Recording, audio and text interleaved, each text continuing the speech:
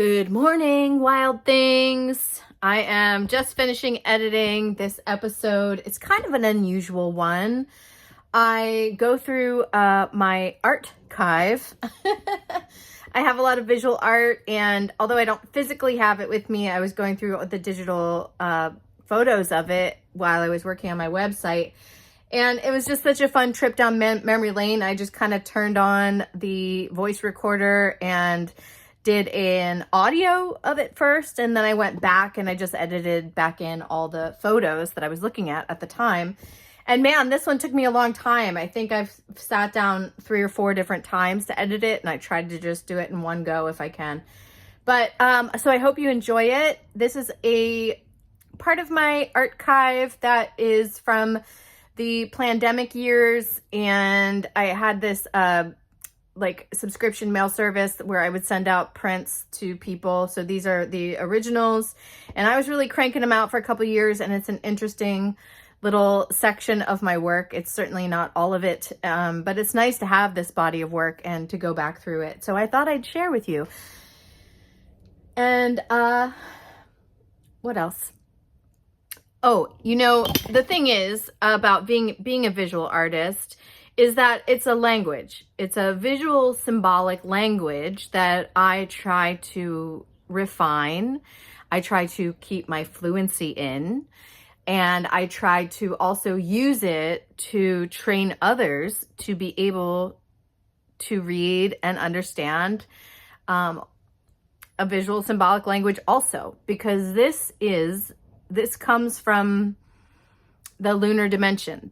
Comes from our unconscious, our subconscious. Like, we are shown things, and we can take in all the meaning. It's like words are very, very clumsy tools. And so I always think that, you know, we have, especially as artists, like I have to keep this language very active for myself, so that my subconscious has a very broad Rolodex, shall we say, of images to draw from, to make associations for my conscious self to understand. So, you know, that's part of why it's personally important to me, but also, like, in the world, you know, this is a lot of the stuff that's gone dead and numb in all of us. And so it is worth reviving and developing your own visual symbolic language. You know, we all have our personal animal totems. We all have our little things that remind us specifically of different people. I was just sharing on Substack, you know, when my artistic ancestors or my actual ancestors like make me laugh out loud, or I see something and I'm like, oh my God, I just said that. Like, I just mentioned Frida Kahlo in a Substack, and then I literally walk into the thrift store and she's on a throw pillow, which was so funny to me because I'd just been cracking up for like 2 weeks about this Jeff Goldblum throw pillow that I got. So she was like really talking to me through a throw pillow, and I was like, oh my God, I gotta take it home. You gotta, like, pick up what they're putting down, show them that you're paying attention, you know, keep these things active for yourself. So that's really I guess all that needs to be said. Enjoy this episode. So I was just sitting here doing some work on my website, TRIXIE and I was looking at some of my visual art, which I really miss. I have a big archive of my fun, weird little paintings I did the last few years, and they're really fun to look at, and I miss all my stuff, which is still in storage in California while I am here in Baltimore. And so it was really nice to see these again. And so I thought I'd just do a little episode on some of my visual art. And just see how it goes. Right before COVID, like really just, I think, what's the date on this? January of 2020, I started this subscription art service where I would send people color copies of my paintings twice a month. And man, it was great. And then COVID happened, and it was even like more relevant, and everyone was so much more hungry for those kinds of interactions. And it was amazing that I have this body of work from that period of time, actually, because it's like a little time capsule when I look at it. So it's really fun. Everything's always somewhat of a self-portrait, but this character, she's gazing into her phone. It's kind of like a hungry ghost looking back at her, sticking its tongue out, and they're just like cutting her legs off. She doesn't want to go anywhere, trying to get her plugged in, and they're all like plugged in and jacked up, and everything's always going to be turned on. Until they finally get her heart. So he's lifting her heart up. Yeah, this was watercolor. It's 8.5. I would cut them 8.5 by 11 because I did it very low tech. I would just take it to like whatever the copy place was and do double-sided color copies on cardstock. And so I would design them so the envelopes were also part of the art. Like I would do different, so I'd fold it over and just send it like that. So there was a crease in their prints, which is unfortunate, but that's how you know it's authentic.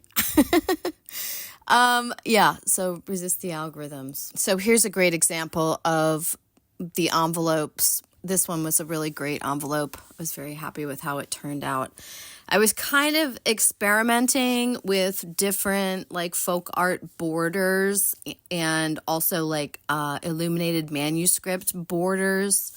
I really love just all that design. It's so intricate, and it can just be on everything, and stationery and books, and it's really cool. So I was experimenting with that, and it says on there, unite all the broken parts of your heart.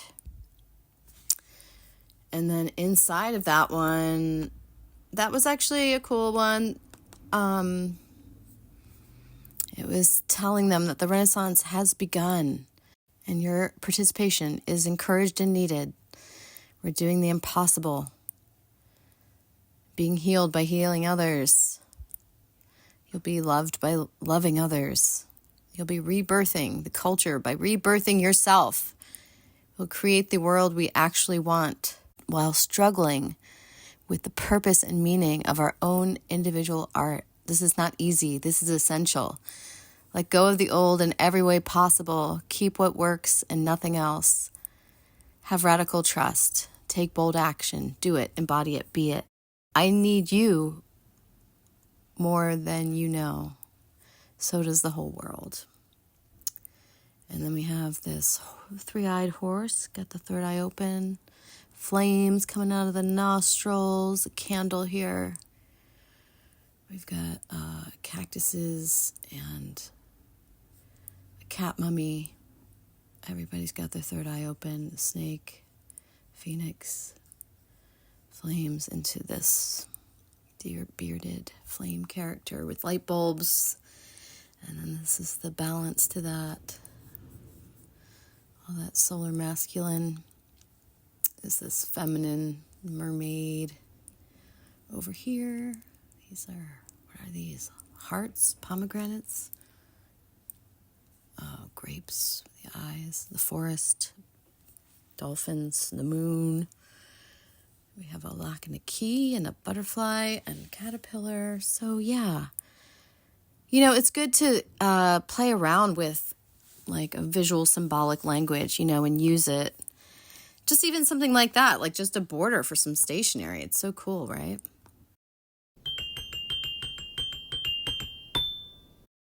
I should actually probably set a goal for myself, do something like art by mail again to finish this project, which was a tarot deck that I really want to do. And so I was experimenting a little bit. At first I wasn't like thinking, I'd fully do a deck. I was just like, oh, I'll just do this as a card and just play around. Again, you can see I'm playing around with the borders. I mean, those were funny. I can't remember what shapes I thought I was going for, but to me it ends up looking like a vagina and a penis, or like a mushroom and a rainbow or something. It turned out kind of weird, but it was like a two-tone thing that I did. And then this is the world card, and I chose to use an octopus to symbolize that.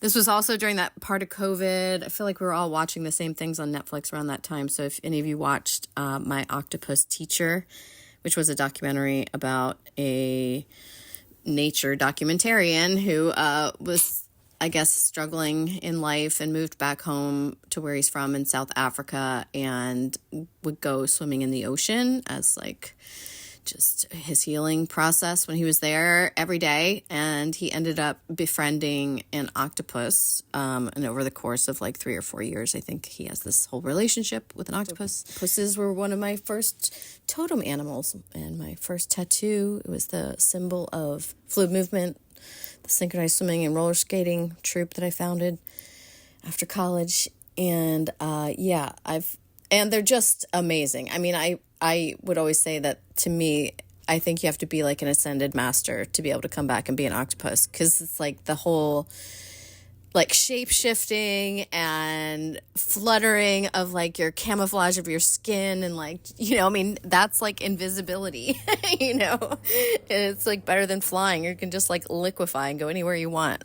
Like all those stories about octopuses, you know, getting out of their tanks and aquariums and just like marching across the whole thing and going and helping themselves to a few crabs late at night.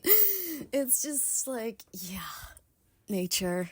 So good. Anyway, so I was like, the world, like the culmination, you know, this is the major arcana. The culmination of it all is this octopus. And I did it very traditionally. There's usually like, well, sort of, you know, usually it's a woman holding like the arrow and I think like some sort of staff or something, and stepping through a wreath. I think it's like a laurel wreath or something in the traditional one. And so I just chose to make it really big and an Ouroboros. And then it's also very traditional to have the 4 fixed signs of the zodiac, and that like kind of representing completion, like once you've attained mastery. And in the tarot, it's cool because it's like a journey, you know, through the elements too, where, you know, you have to master your passion, the fire first. Then you have to master your emotions, like the water. Then you master your words, air. And then and your mind, actually. You master your mind. And then you achieve mastery in earth, in the material world. So it's like, you know, all the elements kind of coming together. And so that's represented by the 4 fixed signs of the zodiac. So that was one tarot card. Let me show you another. Okay, here is the Tower one. This one's kind of like my brutalist phase, you know, very rough, just very, primitive in its way, you know, like, blah. Usually a tower is, you know, it's like some tower's got to come down. Like, you know, it's like either indicating that, you know, or it's something external happening to you. And, you know, this was COVID, and that's what it felt like. So that's why the crown is very prominent in this. And the whole corona virus. And it's like raining fire and ice. And then I just was imagining there's a moat like around this tower. You can see the figures falling out. And then in the corners, that's another Ouroboros and the infinity symbol. Just kind of also, I think, to me, that was like a little bit of reassurance, you know, that what goes around comes around. It's just like, you know, towers have to happen also. Like, you know, if things aren't working, like, it has to end. And sometimes it ends dramatically, you know? I really like how this envelope turned out. That was, I can't remember what was on the inside, but it's a crab in the giant seaweed. Oh yeah, with a TV. So I didn't finish that story about the octopus, my octopus teacher. This reminded me of the giant kelp because he was swimming in that giant kelp. This is a really cool envelope as well. I was in that same phase. I think I was even thinking of Hildegard a lot because she was some of her stuff looks like an illuminated manuscript, like you've seen these before, very medievally, and it has a very distinct style, and it's always very, you know, very symbolic and detailed. And so I, in my crude way, was experimenting with that, you know, trying to develop some of my own favorite iconography. And that's how like folk art is, you know, because you kind of get good at drawing those things and they kind of become part of your visual vocabulary, you know. And so I have in the corners, like those little hearts. Art by Mail Club number 22. So I was cranking these out. I mean, it was hard. It was like stressful sometimes to like have this deadline, but man, it kept me painting.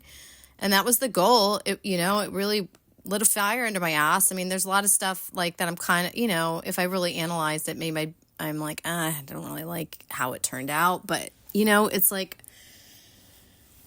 I got it done. Done is better than perfect, you know. Okay, this was a cool one. I did this like layered, like this was like, you know, how do you symbolize? How do you show, you know, when you finally feel really balanced, like you understand like how your lunar and solar work, this giving and receiving, that like inner divine masculine and divine feminine. It's like you have these glimpses of when you feel really balanced and you're like, yes, this is it. And you get it, that there's a light and a shadow and that it's all perfect and you're perfect as you are. And it's like all of these cycles within cycles within cycles. And it's so cool and it never ends. And so I kind of, you know, did this. It's like the chakra colors going through the rainbow. And then also it reverses, you know, so on the lunar side, it's the purples at the top. So yeah. And then it's like a part man, part woman,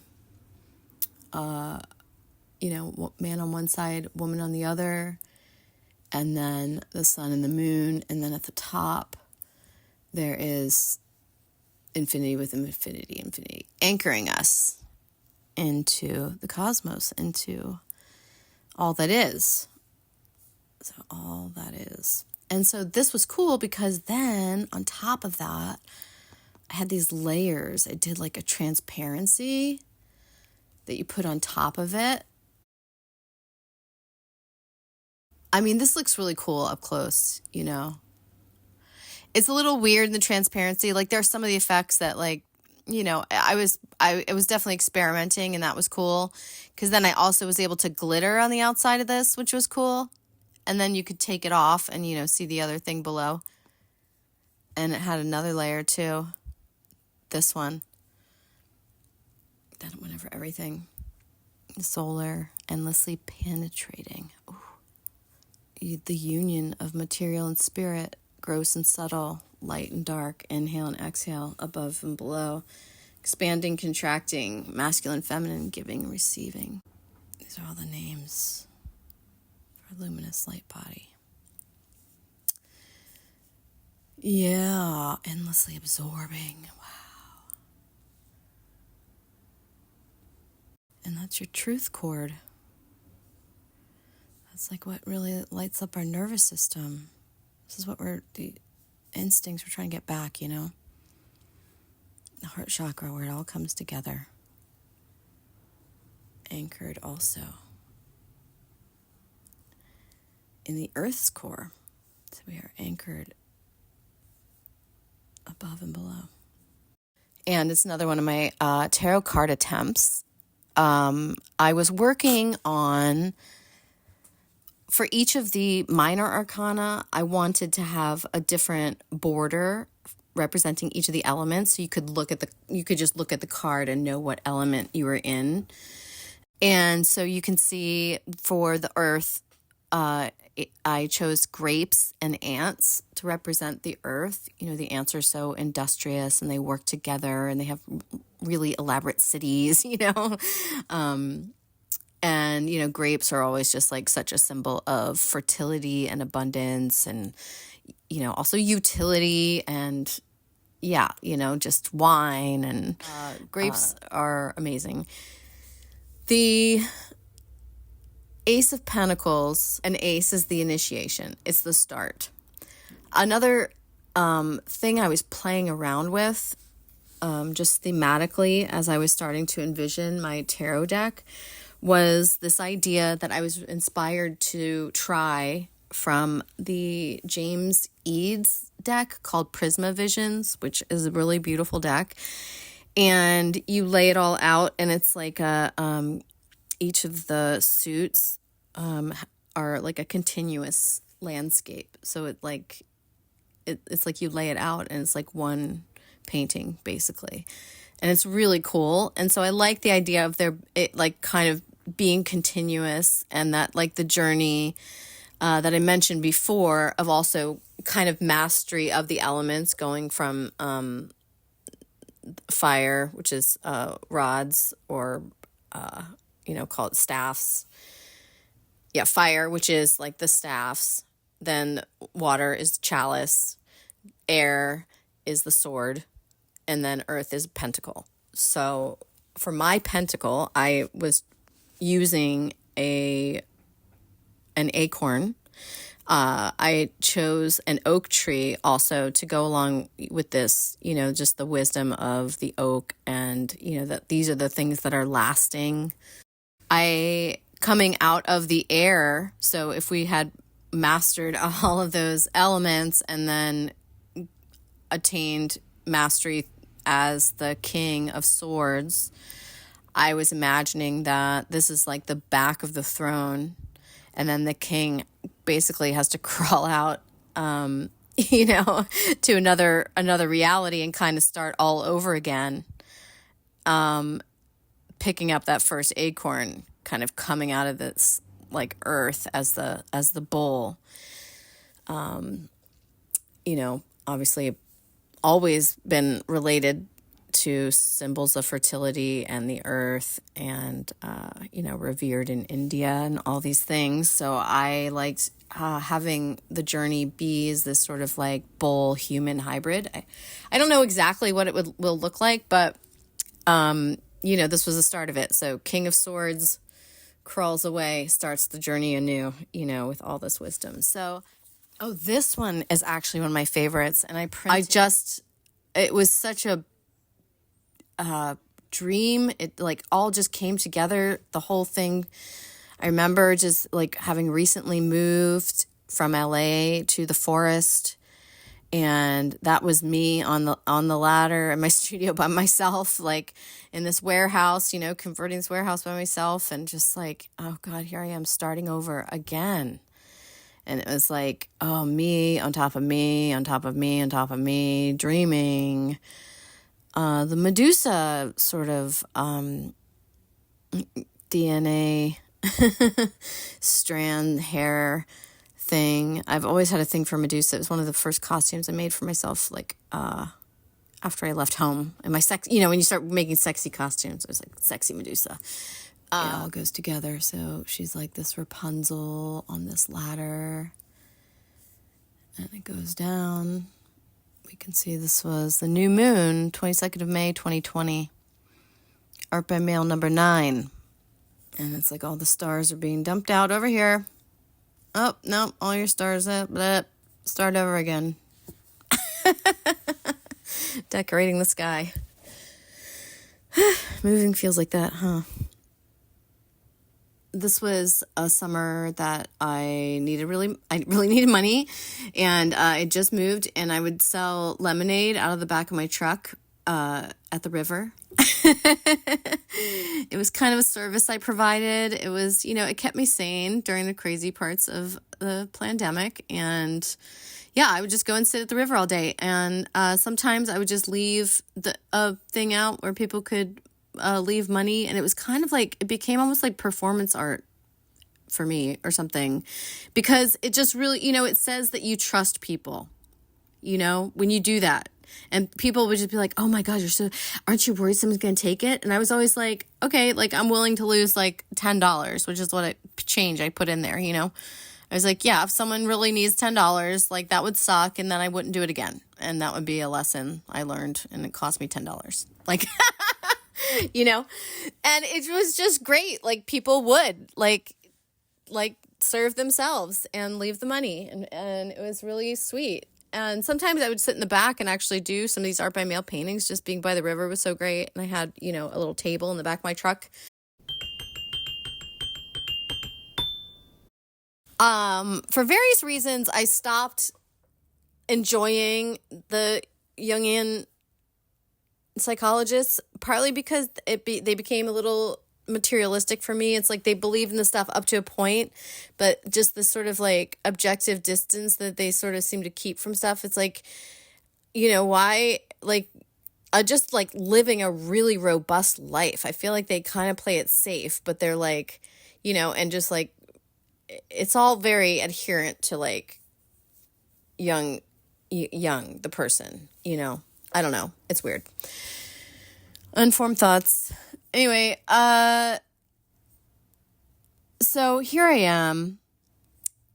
It's like the shadow, and it's like my conscious and my unconscious coming together. And so I was like imagining it as like one person.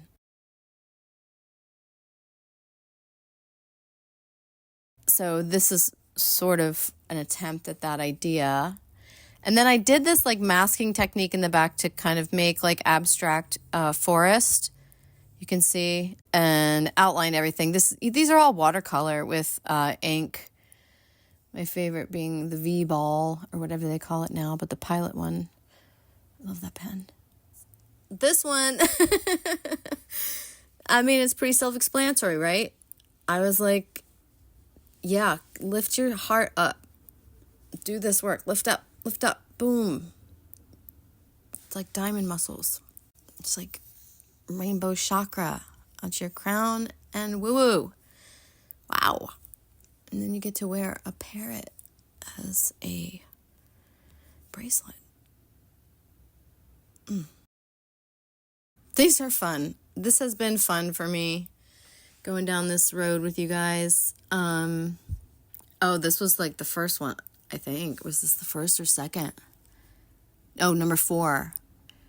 So this was funny. So when COVID happened, I was working at a legendary lingerie store called TRIXIE Lingerie in West Hollywood-ish area. And I was the receptionist there, which was absolutely ridiculous because they had this whole membership thing in order to keep the riffraff out. Because also it was West Hollywood, lots of people trying to come in and steal stuff and things like that. And so there's like, you have to pay to be a member, and then they have to keep track of all the members, which they did on Rolodex. I'm not even joking. And I should say Rolodexes, because it was like 20 of them, because the place has been open so long. And that was my job. It was, the membership is $3, and then you get to come in, and the prices are outrageous. However, in their defense, everything is handmade on the property. Really amazing seamstresses and tailors working full-time in the back all day, every day, making it in America, and they have a great designer and stuff. And so I did really like some of their stuff, and they did costumes for like Dancing with the Stars and that kind of thing. Anyway, I would sit there at my desk, and they were like, you can do whatever you want. Like, it's like minimum wage, you just got to be the gatekeeper. I was like, okay, great. So I would do art by mail at my desk at Trashy Lingerie. And this was one of them. Let's see, what's the date? The 10th of March. Yeah. Wow, that's early, huh? 2020. So, yeah. And that's me wearing a mask of my panties.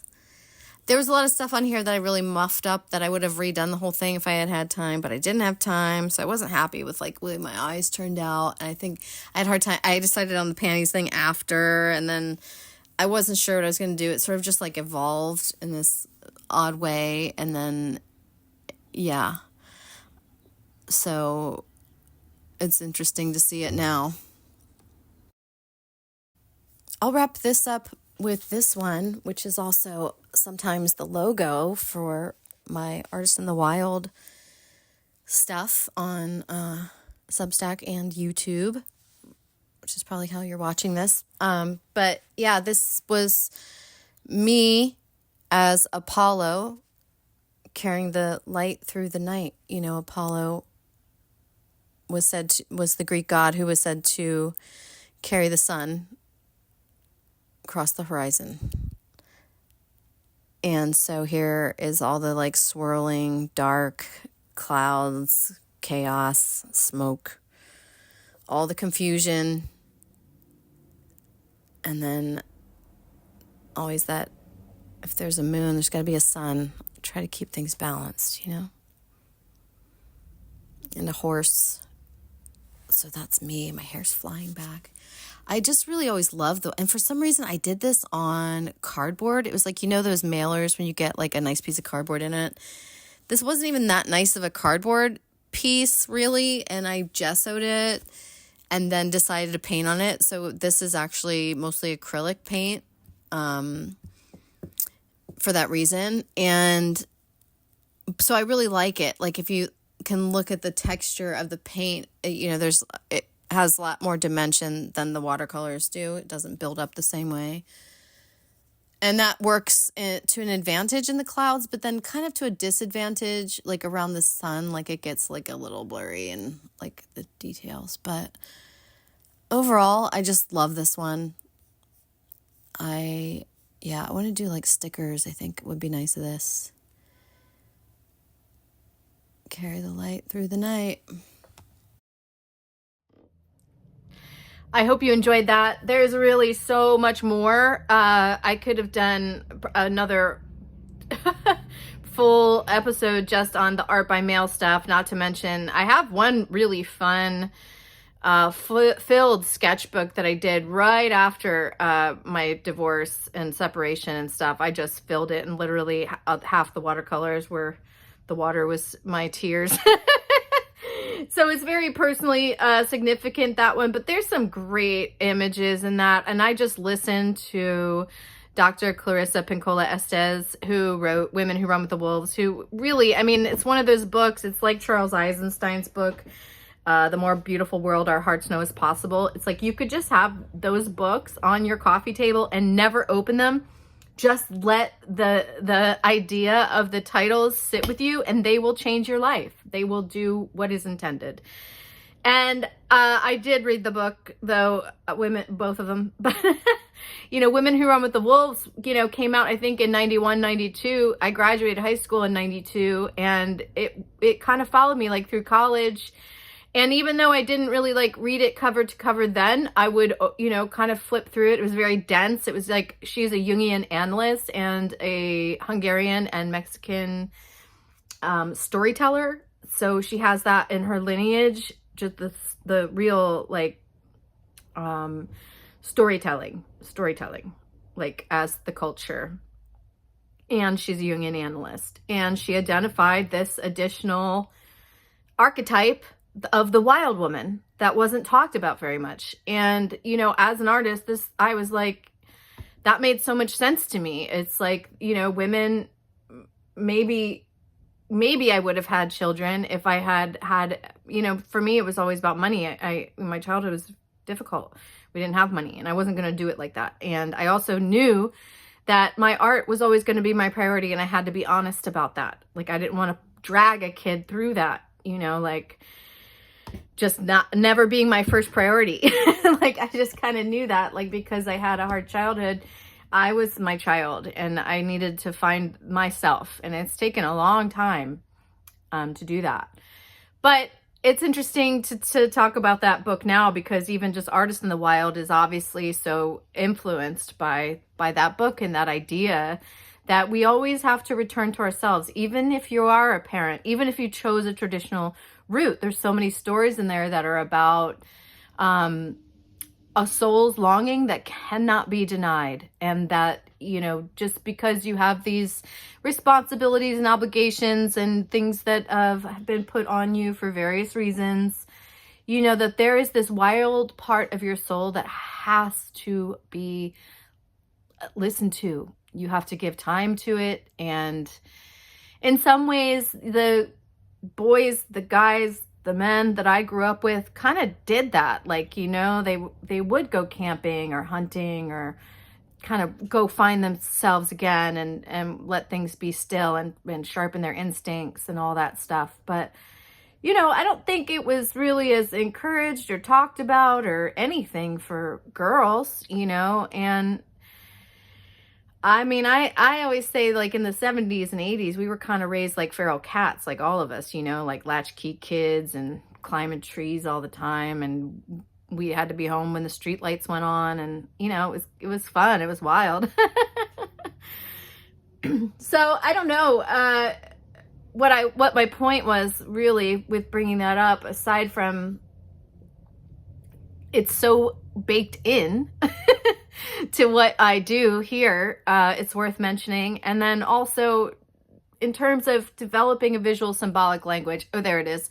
So when I was first really grieving, and I think doing some of this really deep work on myself, it was like 2016 after I separated from my ex-husband. And I was just like, man, I never want to make these mistakes again. And so I went deep into my healing. You know, I had at one point like 2 therapists, an astrologer, I was going to yoga. I mean, so much shit happened. And I was listening, like I said, to Dr. Estes, not Women Who Run with the Wolves. She has this audio lecture series, which I listened to, I'm not even joking, 10 times, at least 10 times, like as many times as I've watched every 30 Rock episode, which is saying a lot. But so it was like 2 volumes. I listened to the whole thing at least 10 times while I was just painting and crying into my watercolors and just like trying to heal the deep, deep wounds of my soul. It just hurt so bad. And I was so raw. So maybe next time we'll get into that one. That whole journal was such a good period. But that lecture series, I really recommend. It's called Theater of the Imagination. And it's her storytelling. And she just does such a great job of it, explaining that deep feminine, like the unknown ocean of our imagination, and that wild call of our soul that has to be listened to. So more on that later. I hope you like this one. It was very personal for me, obviously sharing my visual art, you know, it's very personal. So I hope it translates well to YouTube. And with that, I'm going to go warm up. Okay, bye.